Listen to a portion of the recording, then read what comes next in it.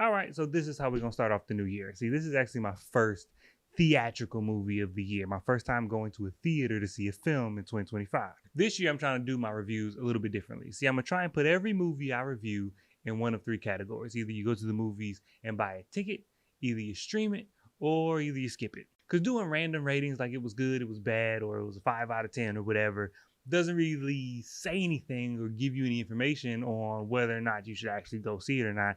And it's not as fun to talk about. So with that in mind, let's talk about one of them days. Take it easy on me, because news make me squeamish. Join the club, girl. Today's my first day. Ow! Fuck! Did we still get the money? You know, over the past few decades, we've gotten a few movies that's followed that Friday formula. You know, from Barbershop to Lottery Ticket. It's one movie set in the hood that takes place just in one day, and we got to get a certain amount of money by the end of the day before somebody scary catches up with us. And all hell breaks loose, but we also learn some lessons along the way. That's the type of movie we have here. Just instead of Ice Cube or Bow Wow, we got SZA and Keke Palmer, and it's just one of them days. A few of the things to say about this film are not going to be surprising, but a couple I think will be. Like, one thing, the fact that Keke Palmer carries this entire movie on her back, I don't think it's surprising. This is SZA's first film. I don't think she's acted anything outside of a music video besides this. So the fact that Keke Palmer, a seasoned actress, is carrying and doing a lot of the heavy lifting in the film should not be surprising. That should be the expectation going in. But when you have that, when you have somebody who's co-leading a film but doesn't have that much acting experience, it can go one or two ways.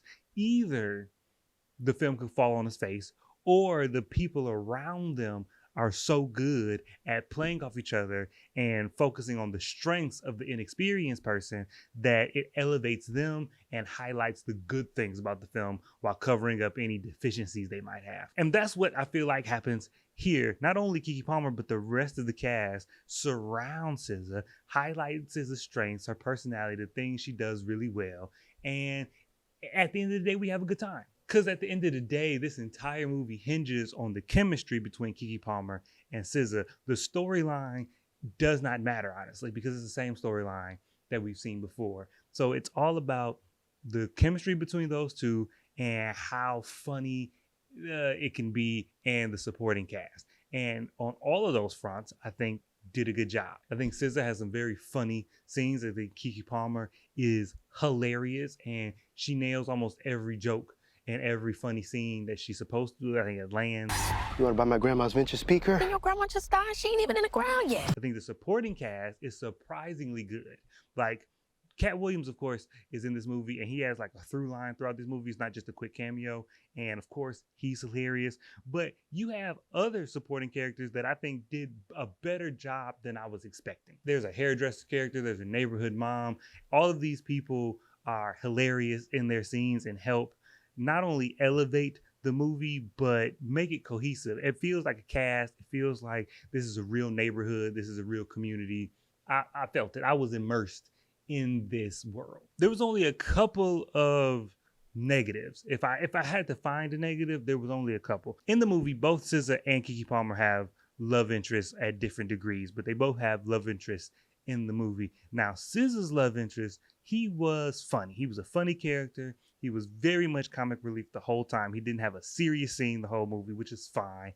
That's his character. But his character had a little shtick. He had a little gimmick to him that I felt got a little old. I felt like we could have either took a couple scenes away or toned it down a little bit. It just, for me, got old before the end of the movie. Just the thing that he was doing and his little behavior and his character just got tiring just a little bit. Not a huge way. It didn't take me out the movie or anything. It's just his scenes and his jokes to me got a little repetitive, and I was like, all right, we've been here before. And the other thing that I don't know how well it worked for me is, you know how like in Friday you had two people to be scared of? You had Big Worm because you had to get his money, and then you also had Debo running around the neighborhood. So you had two people to watch out for on Friday. You had a similar situation here where you had like two people you had to watch out for, and one of them, I don't know if I bought it. I don't know. I don't know that I bought them being scared of this person. Now, the main person, sure, got it. Great. And the build up to it, great. But the one like that was kind of like a threat throughout the middle of the movie, I don't know.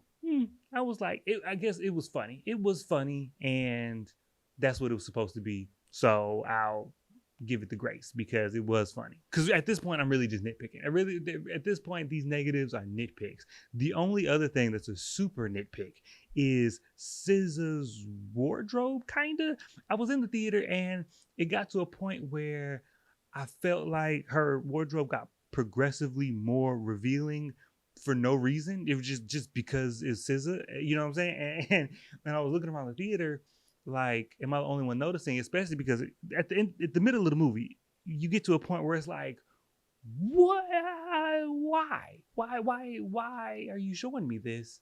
And because it has nothing to do with the scene, we're not mentioning it in the movie. It's just, this is how you're looking and presenting it to me, and I feel like it's on purpose, but we're not mentioning it, and I don't understand. And so I'm looking around the theater. Nobody seems to be perturbed by this. Nobody seems like, I don't hear any whispers about it. And my theater was majority women too, so maybe it was just my male eyes being distracted by SZA being revealing. I don't know. Maybe it was just me, and I should have just been focused on the story. Who knows? Could have been just me, and I'll eat that. But at the end of the day, the best thing that this movie did was not be too long. Like, my show started at exactly 7 o'clock, and I was looking at credits at 8:30. So it was a very tight film. It didn't drag at any point. It had a quick pace to it. So it was a good, entertaining movie. But let's get down to the nitty gritty. What should you do? What should you do? Should you go see it? Should you wait for it to come on streaming, or should you just skip it altogether? Well, I think by now you know that I don't think you should skip it altogether. I think that this is a good time with your friends. I think however you see this movie, you should see it a couple drinks in with a group of people. And so I would get my friends together, go on a Friday night, and I'm not a big Friday night movie person because I don't want all the foolishness. I want to sit down and get immersed in the movie. But some movies, especially horrors and comedies, I think deserve or are enhanced by the Friday night crowd experience. And I think this is one of them. I think if you get a group of friends, go stop by the bar before you go into the theater, and you'll have a good time. So just as a movie by itself, I think it deserves a theatrical release. But also when you think about the fact that we don't get these movies a lot, especially not in the theater. Like, when we do get them, they don't go to the theater. They go on Netflix or BET Plus or whatever. They don't get a big theater treatment. So I think by itself as a film, it's good enough to facilitate and to justify going to the theater and seeing it. I think it's worth that cost. But also on top of it, the fact that if you want to see more movies like this, if you want to see a wider variety of representation on screen, I think that this is a good way to show that. Support the movie with your money, and they'll make more of them. It's as simple as that. But that's just my opinion. That's just one man's opinion about a movie featuring two women in the hood trying to get some money. So, let me know what you think. How did you feel about the trailer? Are you going to go see it? Did you see it already? What'd you think? I want to know, because I love a conversation. That's why I do this, so we can have a conversation, and the conversation is the best part. So let me know. We can get into it, and I'll catch you guys next time.